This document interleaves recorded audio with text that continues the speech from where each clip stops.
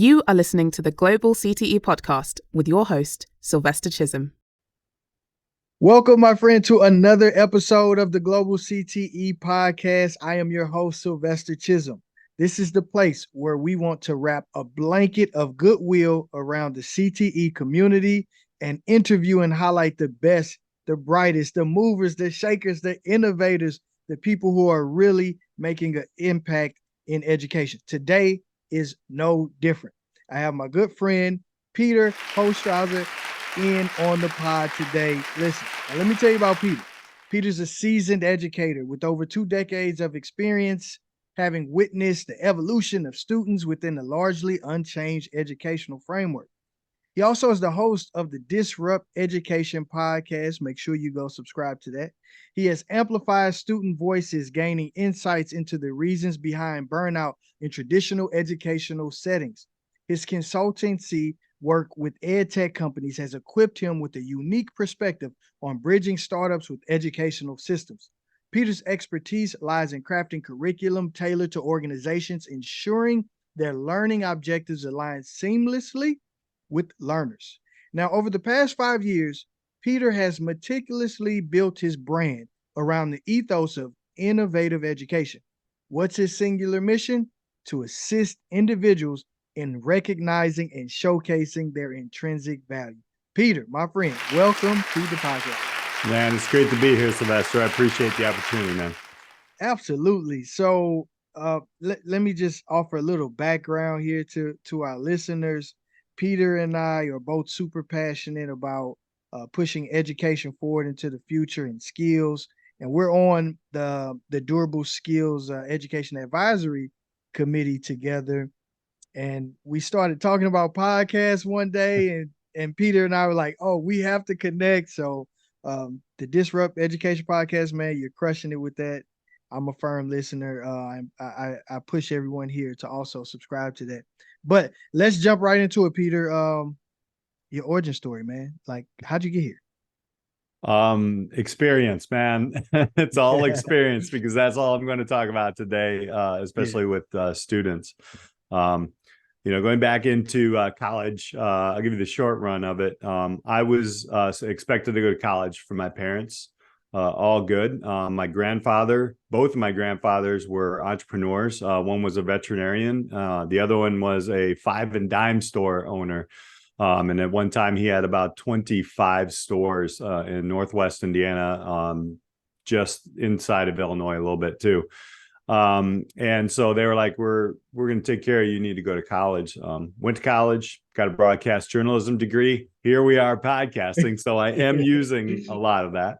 Right. But came out of it and didn't know what I wanted to do. And just bounced around, a lot of different jobs, bartending, got into hotel management, beverage management, all kinds of things. And so finally, after I went through a lot of different things, I said, I'm going to start my own company, and actually worked with a roommate from college. And we worked on Midwest Premier Productions, which we were doing video productions, such to help like people who couldn't really afford the big videos. And this was back before the iPhone and everything. So we were on SVHS, Betamax, and all these old school things for our old listeners who can hear and know those. Betamax. Oh, yeah. That's the first. That's the first Betamax reference on the podcast. I win that one. So, but actually what was interesting is I learned later that Sony actually made that, and it was better quality than the VHS. And they held on to the technology. They didn't let people have it. Panasonic and everybody else couldn't have it. So everybody went to VHS. So interesting business lesson there. So we started this business. We did pretty well. We learned a lot, failed a lot. And then I figured I needed to learn how to sell better. So I got a job with Auto Trader. It was autotrader.com at the time, was just evolving. So I had to learn how to teach some of the best negotiators who, in my opinion, are salespeople in the car industry. And had to kind of help them understand we're going to be selling cars online. And at that time, they were like, no, I don't think so. So that was a lot of new stuff. And I'm in my 20s at this time. So I met my now wife, and we were dating. She's an elementary school teacher, still is. Had an opportunity to bring video production in a classroom. And so what we did is we had VHS tapes back in the day. This is still in the late 90s. And third through fifth graders came in enrichment, and they gave me a couple bucks to do it. But they were like, what we needed to do is to have these kids record the announcements every day on 1 week of a tape so we can put them in. And some of the students, some of the teachers were like, yo, this person would be great. They're just excellent at school. And then some of the students and teachers were like, get out of my classroom, Yeah. So at the end of the day, teachers were coming up to me after we were doing this, because the kids had to do math, science, English. They had to do all this stuff because they had to write script. They had to add and subtract numbers on the editing bay. And they came back and he's like, these kids are getting math better. They're understanding English. And it was leveling up everybody. And that's when I knew, I was like, okay, I got to find a way to attach reality and education together. So that was the beginning of my entire career in education. So I went back to school and got a business education degree. And then there's 20 years in there, but I don't know how far you want to go. No, that's so cool, man. I love that story, and then also the interdisciplinary nature of it. I've got a few. You've sparked like 3 other questions. Mm-hmm. I'm gonna have to go off script here. Sure, on let's this go. one. Grandpa, the 5 and dime store. Yeah, and he owned 20 plus stores at one point. Correct. Best advice Grandpa gave you on business? Have somebody else pay you to learn the business. Like, he was with Woolworths, and he was in World War II, almost was mortally injured. As a matter of fact, for those who are watching the painting behind me, if you're on a YouTube channel, it's actually a dual painting in copper piece. It was from one of his friends. So you can see their, warriors together, they're army people. So he came back from that after a couple of years, actually on the mend in Europe, and went to work with Woolworths, which is now defunct, but it was like, a Macy's, if you will. And worked his way up through management and learned how to do the business and got paid for it. And then he branched off on his own. So that's all he told me. He's like, have somebody else pay you to do it. I'm like, all right. Man, that's solid. I knew there was going to be some grandfatherly wisdom in there, like, some old school wisdom that just is like, keep it simple. Great piece of advice. Yeah.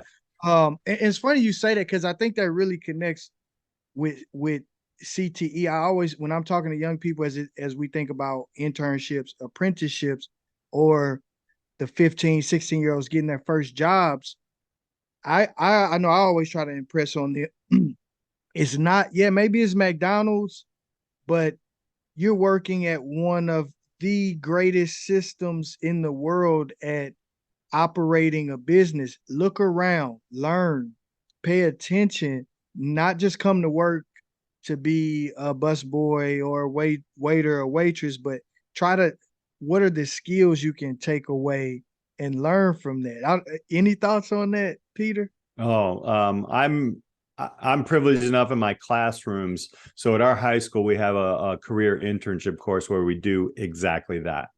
We want kids to stop, look, listen in whatever job they are. So, for instance, I have this young lady who is taking pictures at an auto dealership, right? And she's a little curmudgeon, she wants some more money. Every teen wants more money.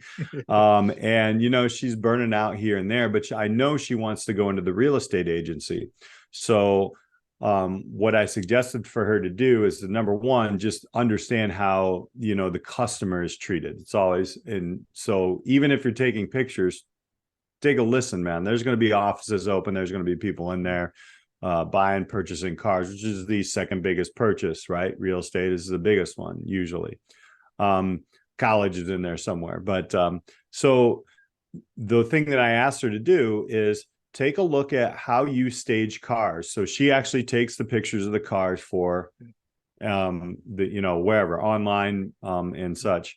And I'm like, guess what you're going to do in the housing industry or even in commercial industry, like a real estate? You are going to have to do that. You're going to have to stage or have somebody do that. So to get the eye for that. So it just kind of like changed her idea of exactly what this job is. And just like you said, like kids who work at McDonald's, I mean, come on, man, that system has been reiterated and changed until it's almost a perfect system. I will say nothing's perfect, but I mean, from those ingredients and things coming into the automation, you take a look around, there's a lot of opportunity to learn things in there. Yeah, absolutely, man. I love that with the photography and the auto dealership. That's I like that. I like that, especially keeping in mind thinking about, well, this is leading you to where you said you want to go. Mm-hmm. So it doesn't even matter how much money they're paying you because you need this skill set to take with you. Are you now you said teams, are you offering your students like real world projects to work on in the 100%. classroom? Yes. Talk to me more about that. Talk to me more about that. Yeah. So the internship class, they're actually working, right? And then they come back in and we discuss that. So we work in, in a team with their supervisors. So there's, it's an internship program where the supervisors give them 4 evaluations. We may have them go out and check some different things in a business, not to interrupt the business, but to really, learn from it. We'll give them like a little thing and say, I want you to redesign a way to teach somebody else something that you do at the work place. And so that gets kids thinking that way. So that's one way we do it. We have web design classes where, HTML, CSS, I mean, you really don't need to know that anymore. But we go over the basics, but we'll bring in businesses and have the students evaluate, give suggestions, redesign. And this is a great way to connect your community with your school system. We also, in our entrepreneurship classes, have worked with a few entrepreneurs who come in. So I'll give a big shout out to Robert Peplowski. We call him Robert Peppo, and it's a sandwich store that is about to franchise kind of big time. So be on the lookout for that. He came in and he was talking about franchising and talking to, our students, and our students had to actually present their ideas. And it's great because the students see a lot of traction in it, but what else they see? They'll see the students who don't really care. And they're like, why, man, this is real, and then you see each of the students kind of, nudging each other up, to just level everybody up in a room. So to me, real projects are the way to go. I love that, man. That's awesome. The sandwich shop, what's it called? It's Peppo's. It's Peppos. Peppos, and it is in Palos Hills, Illinois right now, but you might be seeing it across the country sooner than later. Awesome. That's awesome. And he's coming into the classroom and giving the students real projects to work on. Can you give an example of something that he allowed the students access to? Exactly. So this was before in the middle of him going through the franchising paperwork studies. He's done extensive studies. He's been doing this for a couple of years. So the students actually had a choice to either find one location for Peppo's to franchise to. So they had to do that. Or they could build a marquee restaurant, because the restaurant is actually kind of in a strip mall. It's been there for years. Everybody knows about it on the south burbs of Chicago. But they wanted to say, okay, so if we build a new place, what does that look like? So we gave the kids a choice, and then 2 groups went off, and then they started to span off into teams. You had an interior design team, you had a drive-through team, you had a menu team on that. And then on the other part, you had a lot of research, man. Kids were having to dig into government papers, traffic patterns, schools, all this stuff. Now, this is all entrepreneurship. So the students are actually doing their research and learning how to do it. But you and I know, I mean, you can imagine this can be in a math class, this can be in a history class, this could be in an English class, this could be in an art class, it could be in any class. So that's what I love about the work, that CTE brings to it. Yeah, man. And thank you for lifting that up, that part right there, as we push on this across the country to make it more interdisciplinary and not just seeing business or entrepreneurship, especially entrepreneurship, just housed. It only lives in business. Right. that's not really true. It touches so many different Mhm. um different paths of study for sure. I'm curious about uh for those who are listening who are like, that sounds interesting. So how do you grade that? How do you offer, like, do you do like some competency based or based on like the project, the quality of the project? Like how do you approach that part, Peter? It's great. That's a great question. There's a lot of different things. I'm an ungrader. I don't really like grading. I like there's a lot of self-evaluation. So we have some self and team evaluations. Hmm. We get real about it. For me, like I'll put the points in the book. You try, let's go. Right now, when it comes to competencies and things like that, what we do up until the point where the students are presenting, they've done like 6 different presentations in front of the class, whether they're individual, their small groups, or even their large groups. So by the time we got to the big presentation at the end, those teams had done 3 or 4 presentations and in front of a camera where they get to review it and take a look at it. And so basically all I want them to see is in the earlier stages, what do you need to work on, which video is a great method of grading. Because they're going to be like, why am I moving my hands like this? Or am I turned reading the screen and Yeah. such, to the point where the ending one, I'm like, what did you see the improvement? And you tell me.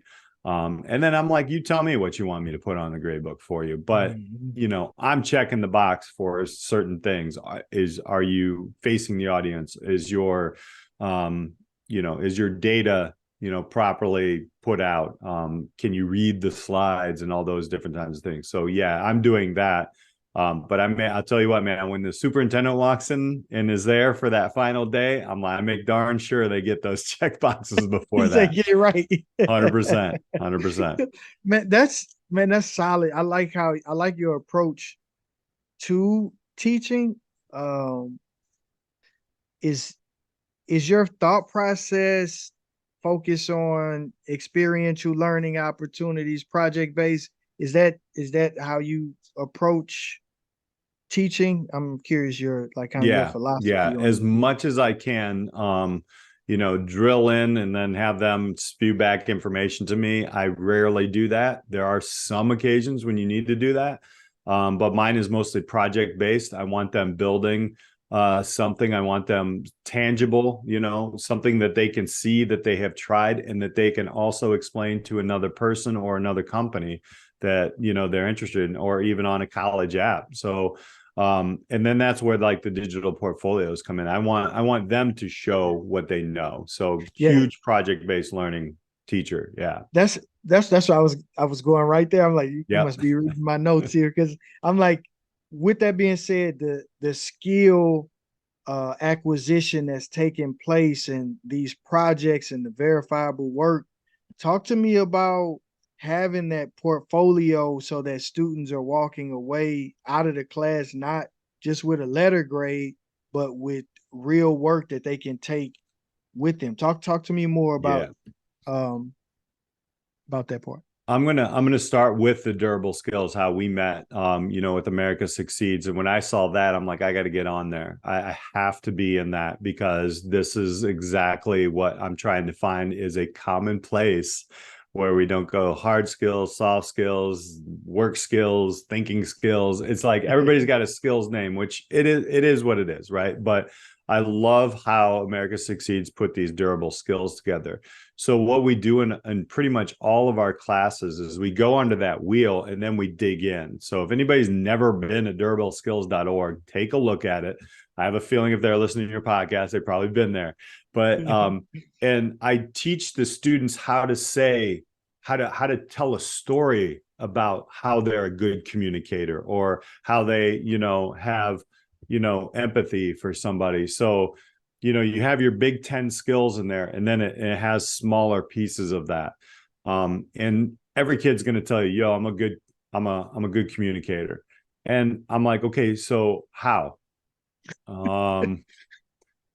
So what I do Right. and what a lot of our whole team, it's not just me. We have a team of 4 business educators there. We teach students how to tell the story of communication. So take that last presentation, for instance, right? Kids like, yeah, teamwork. All right, right. That's easy to say if you're on like a football team or something, but what does the teamwork look like in that project? Well, we took the final piece and said, this is going to be what the final piece is going to look like. The final, let's say, the new marquee restaurant for Peppo's. And then we knew that we didn't have enough time to all just do it. We had to split up pieces. So we decided to have these people do this and this person do that. And then they tell the story behind it, right? Mm-hmm. That's the important part, because if you and I are sitting down at a job interview, or we're just sitting down for coffee somewhere and we're talking about something and we're networking, this is what we do on the podcast, right? We tell stories.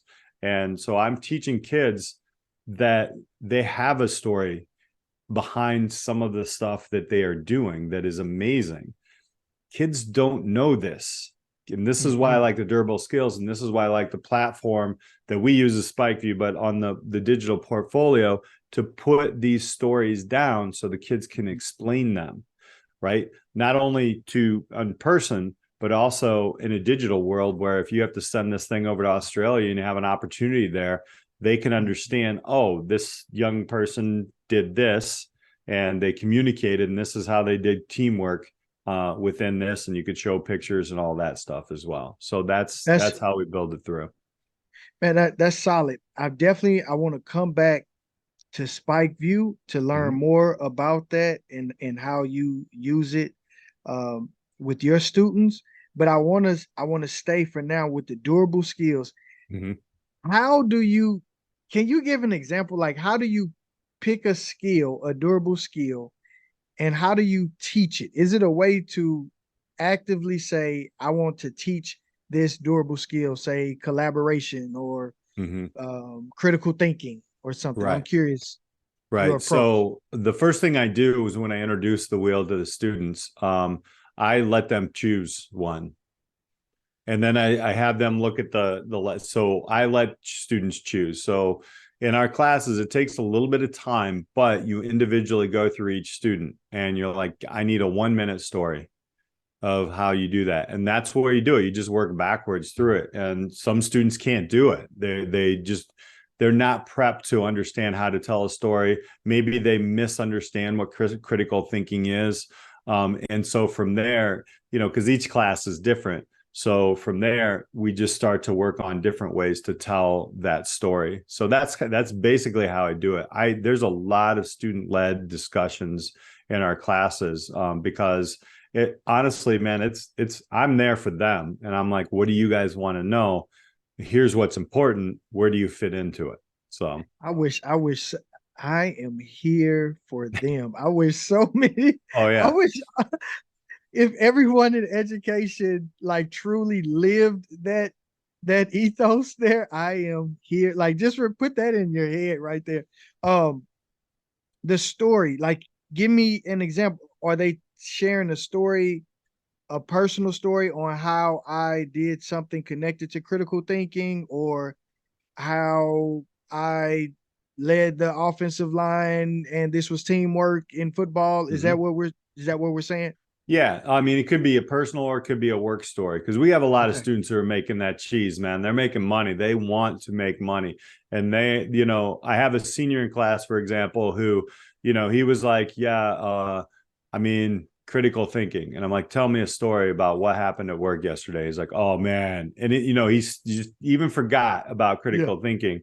And he was like, yo, this is what happened. So my manager left, and this young man works in a fast food restaurant. He left, and he's the only guy there with a brand new guy, like the brand new. This dude has never been there, day one. And he's like, so I'm like, so what'd you do? He's like, man, I had to give him something easy to do to get him out of my way, because we had a rush going on. And for all those who worked in fast food, rushes are crazy. So he was like, I put him on drinks, and that's all he did all day. And he was out of my way. I got it done. I'm like, so at the end of the day, did you make it through those rushes? Yeah. So why did you put him on those drinks? And see, when I ask why, that's when it comes, right? He was like, well, I needed him out of my way. And I still wanted him to learn something and not just stand there. So, and I'm like, you just explained critical thinking, my friend. Teamwork's in there. There's some other thing, communication. Yeah, So thank you for sharing that, man, because I think sometimes with that will and with people operating or us trying to teach it, the learners, the students, they just he would not have thought of that story through the lens of critical thinking, even though he was operating at a very high level and mature level, really mastery with like, get out my way, do drinks. yeah, Can you make a right. Coke and understand small, medium, large? Right? Like, very so easy. so no, that's solid. Okay. Now as we're tracking these skills in the portfolio, you mentioned Spike View. Can you like break that down a little bit as we think about these young people graduating and having the profile of the graduate and how Spike View connects to that? Yeah, 100%. So yeah, I mean, people graduate with two things usually. I did anyway: grades and some sort of state or national test score.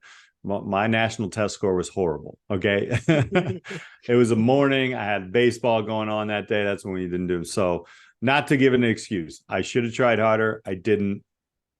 It traveled with me a little bit, and then by the time I got to college and where I needed to be, it was fine. But there were some bumps in the road, etc. Now, I still had skills. I still had all these things. So basically what we use at our school is SpikeView. So if you go to spikeview.com, it's that simple. But it's basically student built. It's student owned.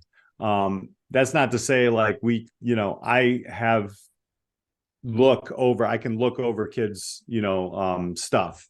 So, but they have to make the edits to it. But I can, there's a dashboard and I can like say, hey, here on your summary statement, and when you're showing all your stories, that's where they start to show their stories. So they're able to put video, they're able to put all different kinds of things in there that they want to do. And they also have the capacity to share it out themselves. I can't share it out, right? I mean, I can look at like an editing view, but that's it. So the students have the complete access to share it out should they want to. And they can put a time on it. So I can send you a link and it can be done in 10 days and then that link goes away. And they can also turn things on and off, right? So if their GPA is not as high as what they think this entity wants to see, or maybe it's like mine, I was like a 3.2, you can just turn it off. And then when you share it out.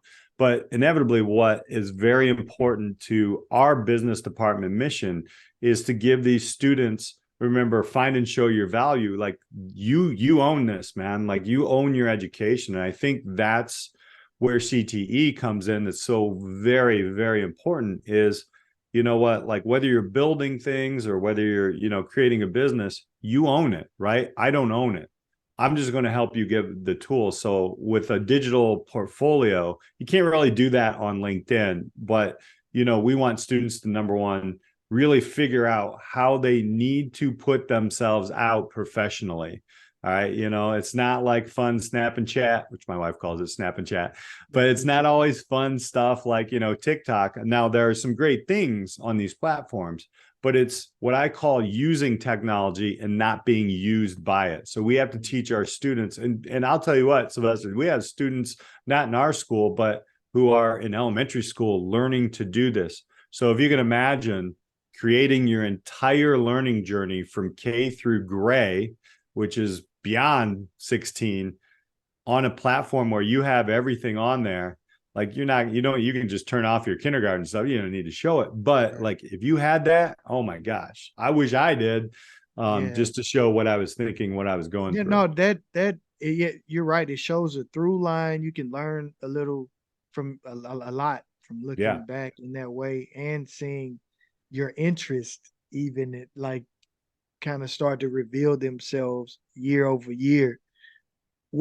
Tell me something tangible, like give me like what are students putting in there, like in terms of this portfolio? Like what would, if a student shared their Spike View with me from your business class, like what would I see? You would see any of the business classes, they're going to have some sort of life or work experience in there. They're going to have at least 6, because we like to get them to put 6 down. It could be about a story on a football team. It could be in academics. It could be, where a student is fixing their car and different things like that. So my son has his own, and, he got a job at a computer store because of it, because he was showing them how he built computers, and he had pictures of it and his process of it, which he still does too. He recycles computers and then turns around and resells them. So, that's just now, and then you can start to see the spike view is actually the spike of where their interests lie. So you can have computer science, you could have automotive, travel, or whatever. So in this journey, it's also teaching youth where their interests really lie. I mean, you can say, yo, I'm the greatest, whatever car salesperson, and all your stuff, all your interest really lies maybe in literature or writing. Well, maybe you're not, man. Maybe you're fronting or something, but like you have to start. Maybe you should take auto and literacy and put them together, and then now let's start talking that route. So it does give kids this clarity, but it also gives the people receiving it the clarity of where the spikes are for this individual to better fit in to companies and where they can place students as well. There's so many things that there's introductions that you can put on these. And we have some students who just don't want to do an introduction. But we do try to get students to give that introduction to get just over their comfort level. So, guess what? We're here talking, we're recording this. This is a recording world, man. Like, you have to be present, not only in present, but digitally as well. But so digitally, that's very important. Yeah, I love that you said that. It is both how are you representing yourself in person, and then also thinking thoughtfully about how you represent yourself digitally, especially on the work front. And I feel like for those who are looking for that portfolio to highlight that, this seems like an interesting tool that's definitely worth taking a look at, man. The podcast disrupt. I mean, how many episodes? Where are you at now? How many episodes? Where are you? Out right now at the time of this recording, we're at 297, but we're over 300 now. So man, the consistency. Like, I know so many people like, I'm starting a podcast, and then like episode 6, like, hey man, what happened to the podcast? Like, did you quit?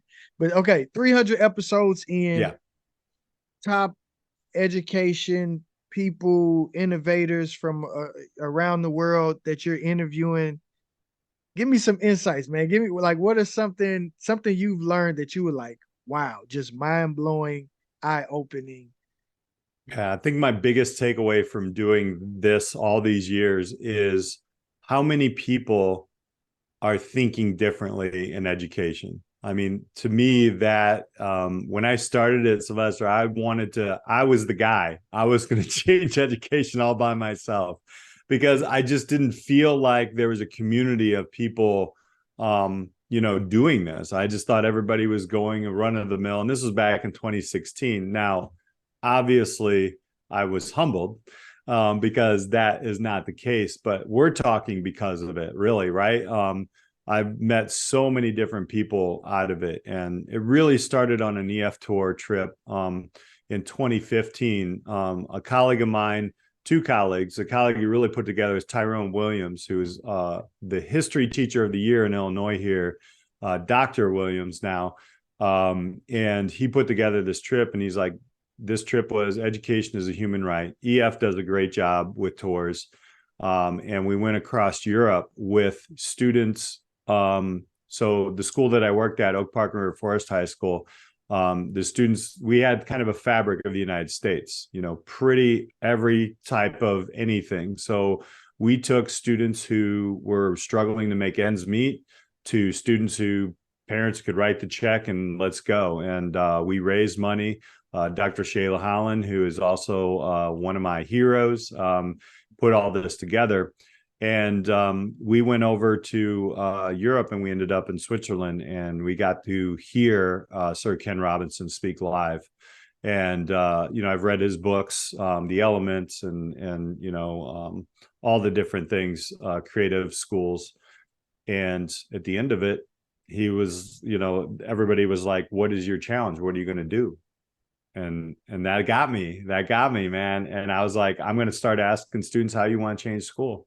And that's how Disrupt Education podcast started, and it has not stopped. And I got to tell you, there are some amazing people around education.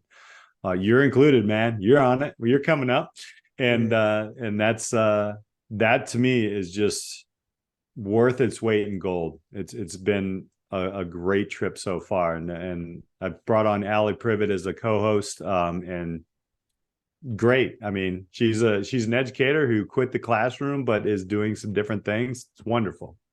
I hear it as you're talking about it, but did you anticipate you would have this sense of fulfillment, like personal fulfillment, from starting this journey? Like, no way. No way. Dunning-Kruger curve hit, man. It was like I was going to go, and when I started, I was humbled right away. I was like, yeah, I'm going to change the world. I'm doing this. You tell everybody, right? You're like, I'm going to do all this. And just like in your business, right? And I remember like the first week or 2 weeks in, I had my new Weebly website up and everything like that. And my old partner in the business, who is my college roommate, threw me a message on LinkedIn. He's like, "I hate to be the person to tell you this, man, but you got a misspelling on your website." And I'm like, "Are you kidding me, man? I'm trying to disrupt education. I can't even spell things right." And I looked all the way through the website. I went in there and I'm digging everywhere. I'm trying to find it. And this was pre like AI and Grammarly and stuff. Right. So I'm looking, I can't find it, man. And then all of a sudden, it's on the front. I spelled disrupt wrong, like my whole thing. And I didn't have my logo just then. So I sat for a good hour and I was like, do I just bury my head in the sand or do I just change it and keep going? And it was that moment, man, is where you start to meet, and it's a grind, man. It's a grind some days, but I tell you what, yeah, I'd never change it. Thank you for sharing that story. Salute Disrupt. Salute to your buddy for like, hey man, I gotta keep it honest with you. Like, you're doing well, but you can do better. Like, fix this. But I think that's the journey, that it's never, for those who do decide to take on a project or create a business, it is constant problem solving and constant iterations. So it's like, hats off to you for even getting started and putting something on Weebly and believing in the idea. Misspell word. Okay, so what? Fix it. Can we change it? Is it fixable? Like, okay, yeah, 12 people saw that misspelling. Okay, now let's carry on. Like, it's going to be right from here on out, and not being so hard on yourself about that. Yeah. I am curious, as you were talking earlier, and especially with you having so much knowledge from the front end of like what's happening for the future of education and that stuff, what advice would you have for a first year CTE teacher? Whew. Yeah, that's tough. First year teaching anywhere is difficult. Take it in, man. Take it in, meet people, find out first off who are the curmudgeons and who aren't. Stay away from the grumpies, and then you'll know. I mean, everybody knows. And then, you get in with some innovators. Reach out for help as much as possible. Get involved in different organizations, but also get some sleep at night, man. Like, this is a hard job, but the community is eager to help you. And when I say community, I don't mean just the school. I mean the community. Maybe have a conversation when you settle it down a couple months in, to talk with Chamber of Commerce's, or just take a look at what kind of businesses and entities are around you. What is the community college doing? What are the unions doing around you? You know, when it comes to trades or what have you. And the biggest thing though is just to be authentic. If you don't know something and you are in front of a classroom, tell them you don't know, but you'll work to find out. It's the teachers that fake it until they make it, never make it, man. You got to be authentic. These kids are the greatest lawyers in the world, man. But they are eager to learn, man. They are eager to learn, no matter how down or how out they are, what kind of trouble they get in. It does. They're children, man. They want to learn. So just keep that in mind. All right, I love it, man. That's something that's been on my mind a lot lately, like helping the new people. You know, like it's so easy to forget because we're running with the people who are super experienced and Right. seasoned. But it's like, okay, well, what would you tell your first year self? You know what I Oh, mean? yeah. That kind of thing. But now the tough question. Okay, I got two more questions to All ask right. you. This one here, this is actually from the Disrupt Education podcast. How, if you were creating your own school, Peter, what would it look like? What would be there? Where would it be? What would be in it? Talk to me. They would be communities of learners, man. There would not be one building. There would be movement throughout a community. There would be challenges all throughout a community. If you needed a street light put on, students and people of that profession would be working together. If we're looking at zoning things and everything like that, yes, people would be working together. Your big industries, you would be bringing those conversations into a classroom and into the industry at the same time. The bell system would be destroyed. I hate the bell system. Maybe I'm gonna focus on high school because that's where my expertise is for the most part. But you could do this in elementary. I mean, kids are resilient; they can do things. But I think there is a basic understanding of I think you do have to have some math, some writing and reading skills. Some different ways to identify what happened in the past, so we don't create the same mistakes that we have done. However, I think that those can be minimized. I don't think we need to redo math 4 times unless that is the route that you want to take. More individualized learners, giving kids opportunities to go deep rather than wide when they're ready. That looks like a lot of projects, big projects. Your second and third and fourth year of high school, maybe even into the second. I learned a lot of this from the Iowa Big Model. What they have built there. It's basically student-centered learning, and then they attach all the things you got to check off to it. And there are no bells, man. There are no bells. I mean, you can come. I think we could do school. Look, man, let's be honest. If you could work hard and get things done and cut out all the time wasting things in school, I think you could finish high school in less than 2 years. And honestly, there have been people who've done that. But so then what can we do to actually better connect our students to their whys, their interests, or even help them find it, and solve problems of individual communities? So, I mean, I can't just say like everybody's going to go into this field or that field. I think it's got to be with the community. And honestly, I think the school as a place to help communities grow is the key. Like it is the key. So to help community problems, why, our kids are going to want to stay in that community and because they help build it. We got to attach them. Schools help communities grow.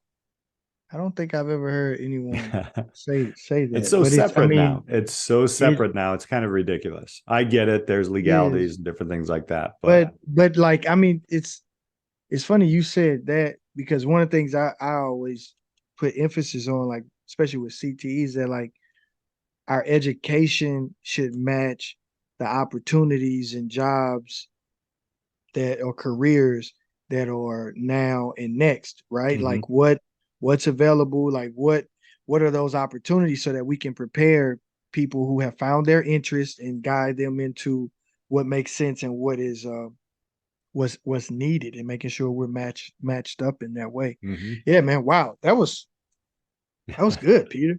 Thank That you. was good. I That think was about that good, a man. lot. I think about Yeah, that a I lot. could tell, man. And do you try to implement? I feel like you're trying your hardest to implement as much of that Mhm. in like in the classes that you teach, just from Yeah, hearing like the way you approach it. 100%. And I can tell you how I know it works. And this isn't just me, it's the team of educators that we work Yes. as a team.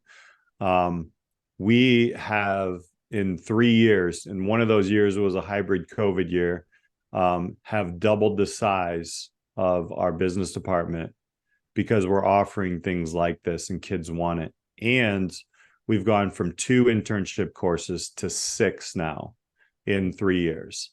Kids want to attach real world and academics so bad. And it's working. It's working.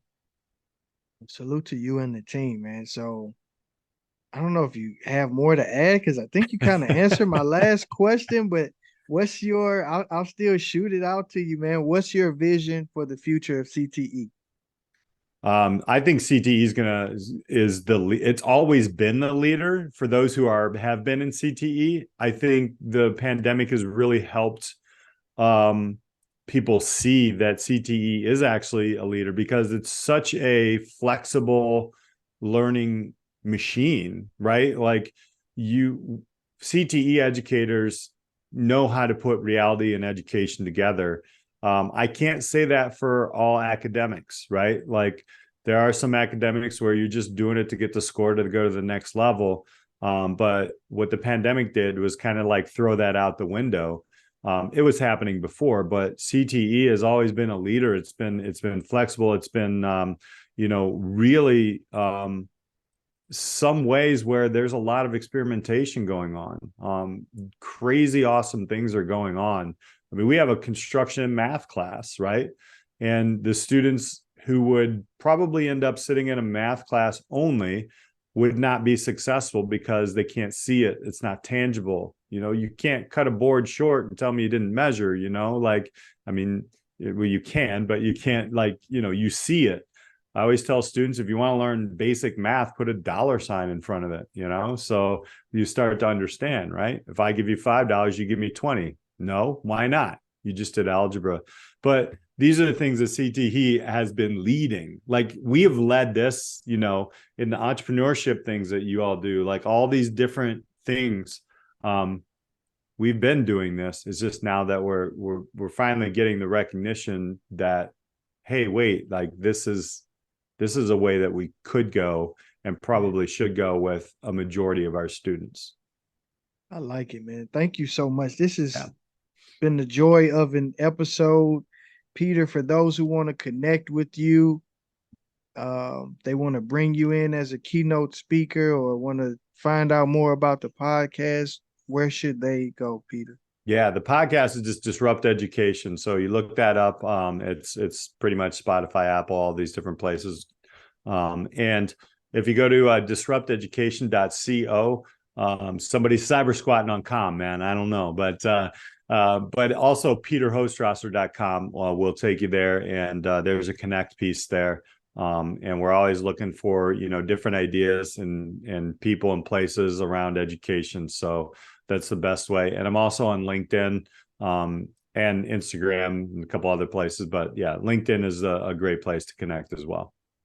Yeah, definitely find Peter and get connected with the work that he is leading. If you enjoyed this episode, please share it with a friend. Do not be selfish with the knowledge. Sharing is caring. And until the next episode, remember, you don't have to be great to get started, but you have to get started to be great. Peace. Thank you for listening to the Global CTE Podcast. Be sure to like and subscribe to be the first to know about future episodes.